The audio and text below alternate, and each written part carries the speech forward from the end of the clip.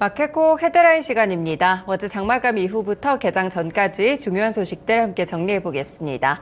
네, 조금 전에 들었던 소식인데요. 이복현 금감원장이 주주환원 등에서 일정 조건을 못 미친 상장사들에 대해서 거래소에서 퇴출하는 방안을 검토 중이라고 밝혔습니다. 이 원장의 발언 취지를 두고 시장의 해석이 좀 분분한 모습이었는데요. 이 원장은 이 간담회 이후에 기자들과 만나서 만약에 상장 기업도 일정 기준에 미달할 경우에 거래소 퇴출이 적극적으로 일어나도록 해야 된다라고 이야기를 했습니다. 이 금융위가 지난 26일에 기업 밸류업 프로그램의 세부 내용들을 공개하면서 페널티 조항이 없고 기업의 자율에 맡기겠다고 한 것과는 조금 다른 취지로 해석이 나왔는데요. 기업 밸류업 프로그램 세부한 발표 이후에 저PBR 관련 종목들이 반등세가 나타나기도 했습니다. 하지만 금융위와 한국거래소 측에서는 이 원장의 발언에 대해서 밸류업 프로그램과는 관계가 없다라면서 선을 그었습니다. 이른바 좀비 기업들에 대한 상장 폐지 절차 기간을 단축한다는 기존의 방침을 재확인한 수준이다라는 설명인데요. 금감원 관계자에 따르면 금융위와 입장이 다 같은데 바라보는 지점에서 약간 차이가 있었던 것 같다라면서 현저히 기업 가치가 미달하는 기업까지 끌고 갈 수 없다는 점을 강조한 발언이다라고 이야기를 했습니다. 약간의 좀 엇박자가 나는 발언이 있기는 했는데요. 결국에는 발표된 내용 그대로 약간 어느 정도 일치한다라는 이야기들이 추후에 나왔기 때문에 추가적인 저PBR 종목들의 흐름들은 살펴보실 필요가 있겠습니다.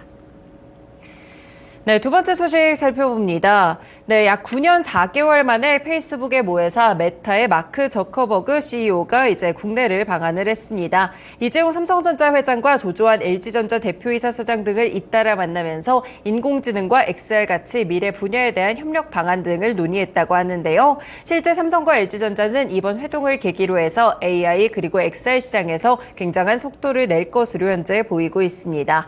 일단 먼저 이재용 회장과는 삼성그룹의 영빈관이 승지원에서 만찬을 함께 했다고 하는데요.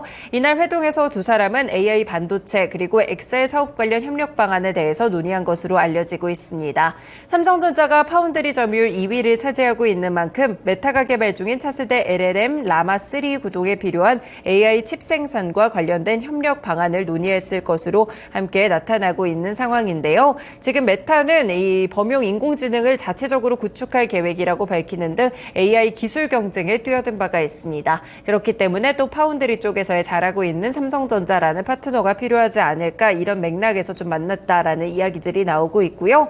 그리고 이에 앞서서 권봉석 LG COO 부회장 그리고 조주환 CEO, 박형세 HE 사업본부장과 함께 비빔밥 오찬도 함께 했다는 소식도 전해지고 있습니다.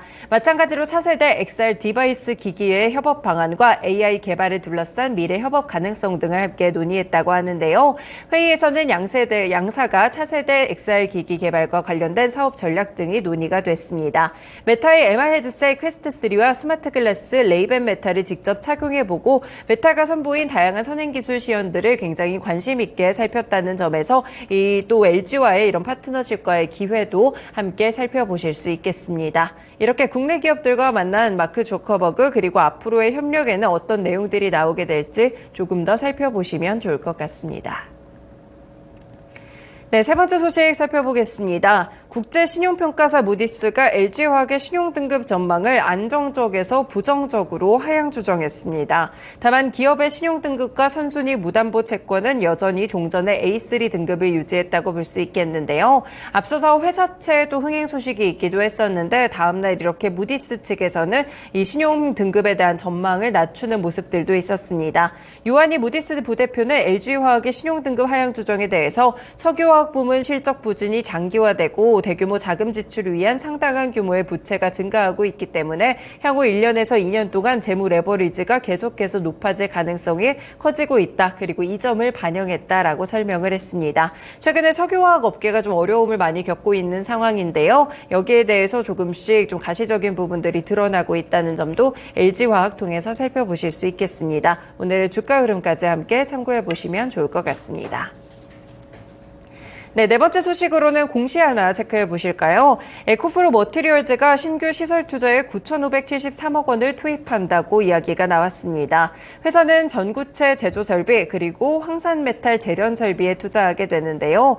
여기서 전구체는 2차 전지 핵심 소재인 양극재 원료고 에코프로 머티리얼즈는 양극재를 생산하는 유일한 국내 업체입니다. 황산 메탈도 2차 전지의 원재료다라고 보실 수가 있겠고요. 일단은 투자 목적에 대해서 고객사 수요 대응이라고 설명을 했고 투자 기간은 내년 8월 31일까지입니다. 다만 투자 금액과 기간은 집행 과정에서 일부 변경될 수도 있다는 점 체크해 보실 수 있겠습니다. 사실 에코프로 그룹주들 어제 주가 흐름이 상당히 좋았었죠. 이제 에코프로 BM이 코스닥에서 코스피 시장으로 이전 상장한다 이런 내용들이 구체화되면서 이렇게 급등하는 흐름들이 있었습니다. 호재 소식 다시 한번 나오게 되면서 에코프로 머티리얼즈 역시나 시간외에서 상승하는 흐름들이 있었기 때문에 오늘장 에코프로 그룹주들의 향방도 함께 주목해 보시면 좋을 것 같습니다. 네, 다음 소식 살펴보겠습니다. 아시아나 화물 사업 매각을 위한 예비 입찰에 제주항공 에어 프레미아, 이스타항공 에어 인천까지 저비용 항공사 4곳이 참여를 했다고 합니다. 일단은 티웨이 항공은 화물 사업 인수전에 참여하지 않았고요. 또 다른 후보로 꼽히고 있던 에어로케이 항공 역시나 불참했다고 합니다. 현재 아시아나 화물 사업부의 연간 매출액은 1조 원 이상이 나타나고 있는데 매각 금액은 5천억에서 7천억 원 정도로 추정이 되고 있습니다. 앞서서 지난해 11월 대한항공이 아시아나 화물 사업 매각 등을 내용을 담은 시정 조치안을 EU 집행위원회에 제출을 했는데요. 이런 시정 조치 실행을 조건으로 해서 EU 측에서는 대한항공과 아시아나항공의 기업 결합을 승인한 바가 있습니다. 그렇기 때문에 이제 본격적인 매각 절차에 들어간 것으로 보이고 있는데요. 다만 아시아나항공의 화물기 대다수가 30년 이상이 된 노후된 기종이라고 합니다. 그렇기 때문에 인수하는 기업은 향후에 대규모 투자 비용을 투입해야 된다라는 전망들도 있는데요. 이에 따라서 애경그룹에 소속되고 있는 제주항공이 자금력을 포함해 여러 조건에서 가장 앞선다라는 평가를 받고 있습니다. 일단은 이 채권단인 KDB 산업은행이 그 숏리스트를 추린 이후에 본실사를 실시할 계획인데요. 최종 매수 기업에 대한 선정은 올해 내 이뤄질 것으로 보입니다. 관련 기업들 체크해 두시면 될 것 같습니다. 네, 마지막으로 단독 보도 한 가지 더 보겠습니다. 지금 올해 안에 증시 입성을 목표로 하고 있는 K뱅크가 기업 공개팀 인력 충원을 위해서 내부 인력을 물색하기에 나섰습니다. 지난 2023년 IPO를 철회하기도 했었는데요. K뱅크가 이번에는 연내 상장의 목표 달성을 위해서 내부 역량을 IPO팀에 집중하겠다는 것으로 풀이가 되고 있습니다. 실제로 이렇게 IPO팀에 대한 인력 충원을 빠르게 하는 모습이고요. 사원급 인재를 IPO팀에 재배치한다고 합니다. 그리고 내부 사정을 잘하는 인력들이 이렇게 충원하게 되면서 이번에는 IPO를 성공시키겠다라는 의지가 엿보이는 대목인데요. 그리고 내부 채용으로 선발된 인력은 상장 추진 일정 관리나 주주사의 협의체 관리 같은 업무들을 함께 맡게 됩니다. 일단 K뱅크는 지난 2022년 말 인터넷 전문은행 경쟁사인 카카오뱅크의 상장에 자극을 받은 듯 빠르게 상장 절차에 돌입을 했는데요. 지난해 상반기에 코스피 입성을 목표로 IPO에 나섰지만 증시 침체로 인해서 기업 가치 저평가를 우려해서 일단은 2월 IPO 추진을 철회한 바가 있습니다. 그렇지만 올해 다시 한번 추진을 할 수 있을 만한 동력들을 지금 보여주고 있으니까요. IPO와 관련된 내용들 체크해 보시면서 K뱅크 종목들 한번 또 정리해 보시면 좋을 것 같습니다.